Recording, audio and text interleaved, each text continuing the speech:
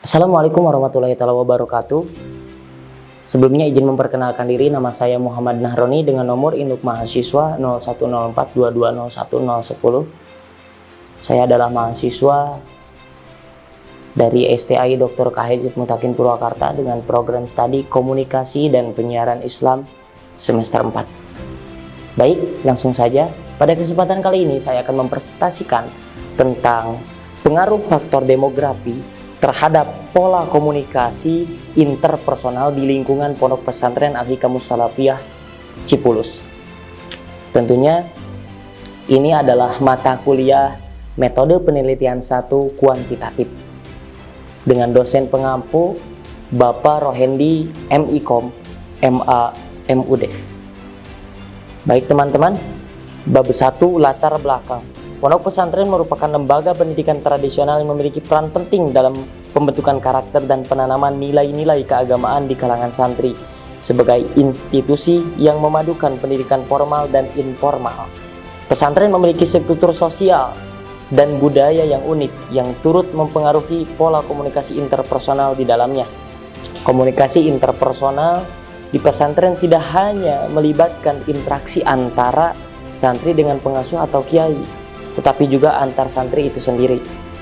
Faktor demografi seperti jenis kelamin, latar belakang, pendidikan, dan lama tinggal di pesantren merupakan variabel penting yang dapat mempengaruhi cara santri berkomunikasi dan berinteraksi satu sama lain.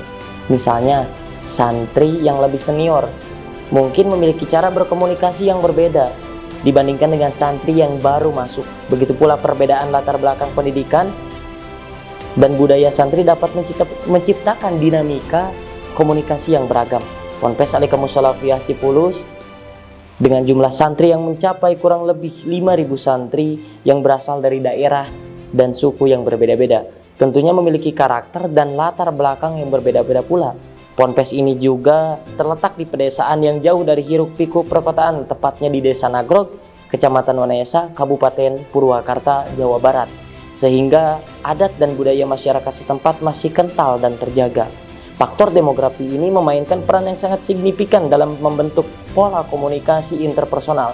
Oleh karena itu, penelitian ini bertujuan untuk mengidentifikasi di lingkungan atau mengidentifikasi dan menganalisis pengaruh faktor-faktor demografi terhadap pola komunikasi interpersonal di lingkungan Pondok Pesantren Al-Hikamus Salafiyah Cipulus.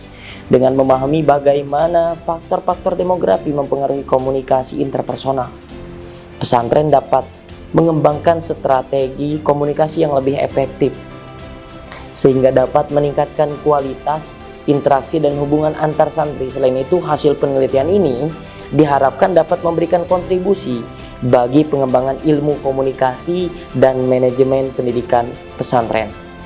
Penelitian ini akan menggunakan pendekatan kuantitatif untuk mengukur pengaruh faktor-faktor demografi terhadap pola komunikasi interpersonal. Data akan dikumpulkan melalui survei yang melibatkan santri di pondok pesantren. Analisis statistik akan digunakan untuk mengidentifikasi hubungan antara variabel demografi dan pola komunikasi interpersonal, serta untuk menguji hipotesis yang telah dirumuskan. Dengan demikian, penelitian ini tidak hanya memberikan wawasan tentang dinamika komunikasi interpersonal di Pondok Pesantren Al-Hikamus Salafiyah Cipulus, tetapi juga menawarkan rekomendasi praktis bagi pengelola pesantren dalam mengoptimalisasi komunikasi dan interaksi antar santri. Identifikasi masalah. Berdasarkan latar belakang yang telah disusun, berikut adalah identifikasi masalah yang dapat dirumuskan. Permasalahan penelitian yang penulis ajukan ini dapat diidentifikasi permasalahannya sebagai berikut. A. Pondok Pesantren Al-Hikamus Salafiyah Cipulus memiliki santri dengan latar belakang demografi yang beragam, termasuk usia, jenis kelamin, latar belakang pendidikan, dan lama tinggal di pesantren. B. Variasi demografi ini kemungkinan menciptakan pola komunikasi interpersonal yang berbeda di antara santri. C. Belum ada penelitian yang mendalam mengenai bagaimana faktor-faktor demografi mempengaruhi pola komunikasi interpersonal di Pondok Pesantren Al-Hikam Salafiyah Cipulus. D. Pondok Pesantren Al-Hikam Salafiyah Cipulus membutuhkan strategi komunikasi yang efektif untuk mengelola keragaman ini dan meningkatkan kualitas interaksi di antara santri. Bagian 1.3 batasan masalah. Agar penelitian ini tidak meluas dari pembahasan yang dimaksudkan, maka proposal ini membataskan ruang lingkup penelitian kepada asrama Putra Al-Badar Pondok Pesantren Al-Hikam Salafiyah Cipulus. 1.4 rumusan masalah. Berdasarkan dengan identifikasi masalah yang telah penulis tentukan, maka rumusan masalah penelitian dirumuskan sebagai berikut. A. Bagaimana faktor usia mempengaruhi pola komunikasi interpersonal di lingkungan Pondok Pesantren Al-Hikam Salafiyah Cipulus. B. Bagaimana faktor jenis kelamin mempengaruhi pola komunikasi interpersonal di lingkungan Pondok Pesantren Al-Hikam Salafiyah Cipulus. C. Bagaimana latar belakang pendidikan mempengaruhi pola komunikasi interpersonal di lingkungan Pondok Pesantren Al-Hikam Salafiyah Cipulus. D. Bagaimana lama tinggal di pesantren mempengaruhi pola komunikasi interpersonal di lingkungan Pondok Pesantren Al-Hikam Salafiyah Cipulus. 1.5 tujuan penelitian. Melalui proposal ini akan mencapai tujuan-tujuan berikut. A. Mengidentifikasi pengaruh usia terhadap pola komunikasi interpersonal di lingkungan Pondok Pesantren Al-Hikam Salafiyah Cipulus. B. Menganalisis pengaruh jenis kelamin terhadap pola komunikasi interpersonal di lingkungan Pondok Pesantren Al-Hikam Salafiyah Cipulus. C. Mengevaluasi pengaruh latar belakang pendidikan terhadap pola komunikasi interpersonal di lingkungan Pondok Pesantren Al-Hikam Salafiyah Cipulus. D. Menentukan pengaruh lama tinggal di pesantren terhadap pola komunikasi interpersonal di lingkungan Pondok Pesantren Al-Hikam Salafiyah Cipulus. 1.6 yaitu manfaat penelitian bagi pondok pesantren. 1. Strategi komunikasi yang lebih baik. Hasil penelitian dapat membantu pengelola pesantren mengembangkan strategi komunikasi yang lebih efektif sesuai dengan keagamaan demografi santri.